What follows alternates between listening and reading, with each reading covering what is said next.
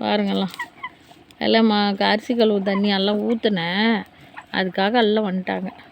இங்கே கோழியெல்லாம் எப்படி இருக்குது பாருங்கள், டவுன் கோழி எப்படி இருக்குது பாருங்கள்.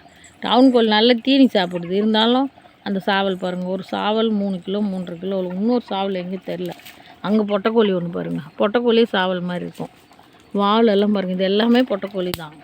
எல்லாம் குஞ்சு கோழி தான், ஒன்றும் முட்டைலாம் வைக்கல. எப்படி இருக்குது பாருங்கள். நம்ம மெட்ராஸ் கோழி பார்த்திங்களா எப்படி இருக்குதுன்னு, வாலே இருக்காது. இப்போ இதெல்லாம் குஞ்சு கோழிங்க, இன்னும் பெருசானா நல்லாயிருக்கும். அது பொட்டைக்கோழி பாருங்கள், பொட்டைக்கோழி வித்தியாசமாக இருக்கும். இங்கெல்லாம் அங்கே ஒரு குஞ்சு கொட்டிட்டுது பொட்டைக்கோழி பாருங்கள்.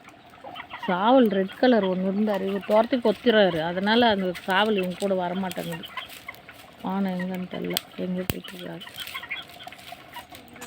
சூப்பராக இருக்குது, அப்படியே ஜில்லுன்னு பாருங்கள். எங்கள் பேத்தி கொழு பேத்தி எல்லாம் உக்காந்துட்டு ஆய் சொல்ல ஆய் ஆய் ஆய் சொல்ல ஆய் சொல்ல ஆய். தூங்கின பொண்ணு கெஸ்ட்டு வந்துட்டாங்கன்னு எழுந்திரிச்சிட்டாங்க, அவங்க பெரிய பாட்டியெல்லாம் வந்தாங்கன்னு.